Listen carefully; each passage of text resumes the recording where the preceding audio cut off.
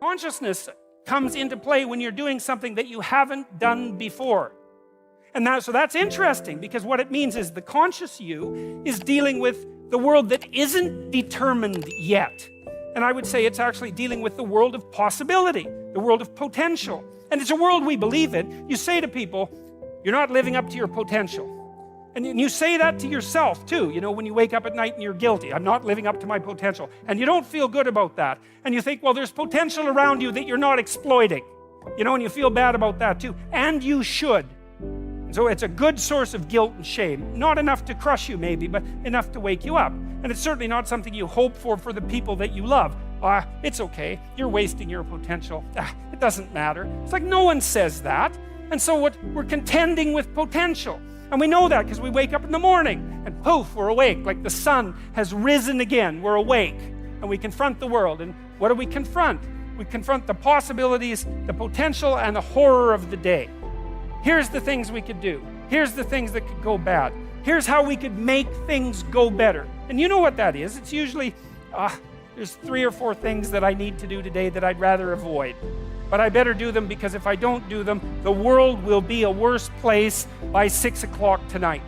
Right? And that's a funny thing, because the world isn't like that yet. It isn't made like that yet. It won't be made like that until you make it. And you might think, well, here's some things I could do that would be good, that would actually make the world a better place by 6 o'clock tonight. Take some effort, you know, and the willingness and some aim, but you could do that. You could make it slightly better than it was, and certainly slightly less worse than it could be. And you know that. It weighs on you, I would say, as soon as you wake up. It might be a moral burden, or it might be excitement, or it might be some combination of both. But that's certainly how you view yourself. A conscious agent confronting what has not yet been brought into being, confronting potential, and determining the course that the world's going to take. Maybe just in your small area, but who knows how big your area is and how much what you do echoes around you. You know, we have an idea in our culture that each of us is the center of the world. That's why you're part of the sovereign state. That's why you vote. That's why the future of the state itself is dependent on your decision. Because we've decided over like a 10,000 year period that you're king.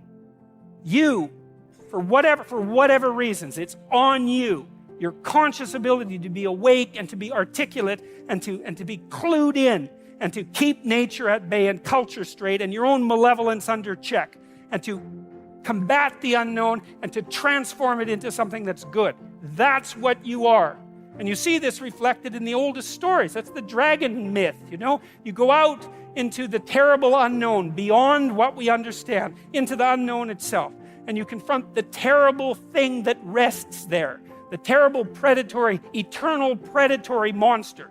And you can do that because that's what you're like. You're not cowering at home. You're not frozen into submission.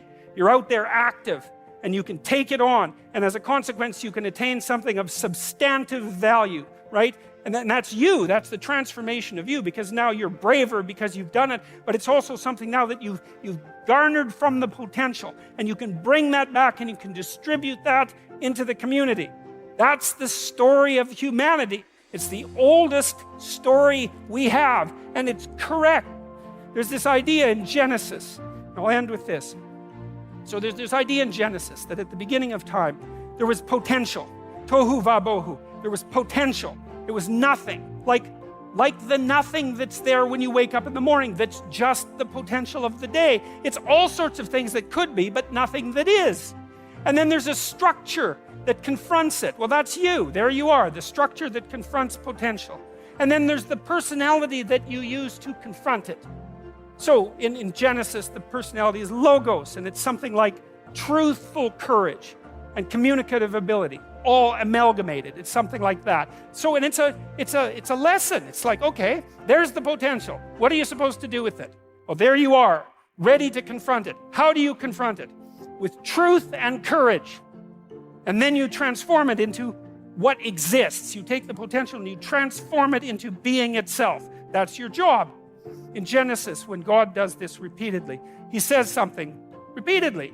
He says, after each day of doing this, and it was good.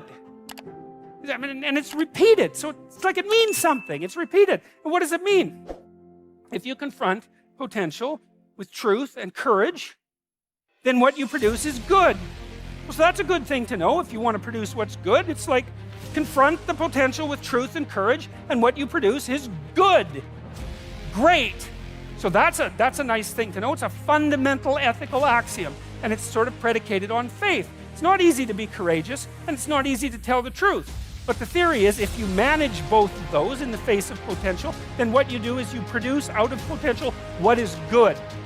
So that's a theory worth investigating, perhaps for the rest of your life. And then there's a corollary to this story. And the story is at the end of God's creation, describing how order emerges from chaos or being from potential.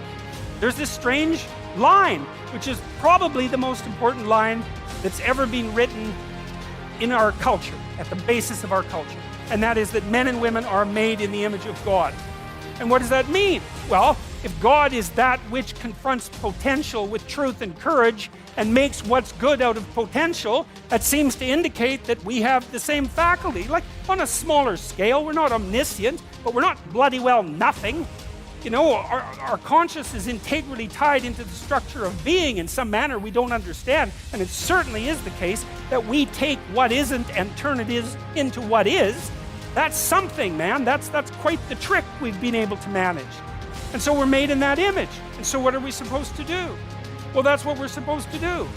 We're supposed to type our letters and make our phrases and construct our sentences and build our paragraphs and put our chapters together and make our books and communicate to people and straighten out the damn culture and constrain the malevolence and ignorance that besets each of us and push nature back and extend ourselves out into the unknown and confront the potential that's there in illimitable quantities and make the world better than it could be otherwise.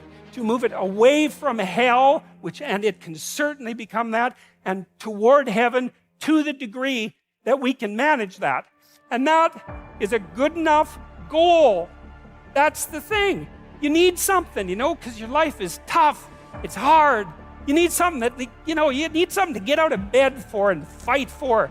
And that's something, right? To fight, let's say, against hell and for heaven. That's something to fight for. Especially,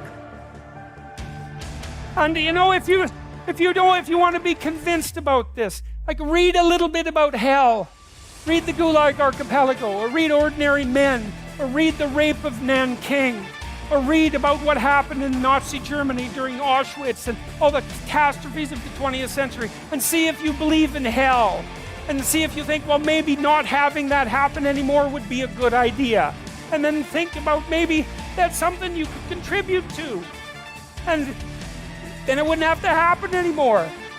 And that would be a good thing, and God only knows what great things we could manage under such conditions. We're becoming incredibly technologically powerful. And what would it be like if we became equally wise? Well, that would really be something. God only knows what we could manage in the next 20 years or the next 100 years, you know? We're running at 40%, most of us, you know, because we're half in and half out. And it's not surprising, because life is difficult. It's like, well, what if you were 90% in, or 95% in, or all in? Because you're all in anyways, right? It's a life and death game. No one gets out of this. Everyone dies. You might as well commit yourself. And you might as well commit yourself to the highest good that you can attain, because why not?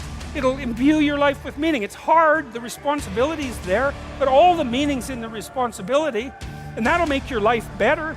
It'll make your family's life better, and it should make your culture better. Maybe it make the world better. It's like, that'll justify your damn miserable existence at 3 o'clock in the morning when you're wondering what the hell you're doing here. And that's a good thing, because there's going to be days when you're aching and tired and sore, and there's people in your family that are sick, and you're cynical and bitter, and you need a reason to get up, and you think, yeah, well, a little more heaven and a little less hell, maybe I can pull that off today and tomorrow and next week. And that's worth struggling forward for. And so that's how it looks to me.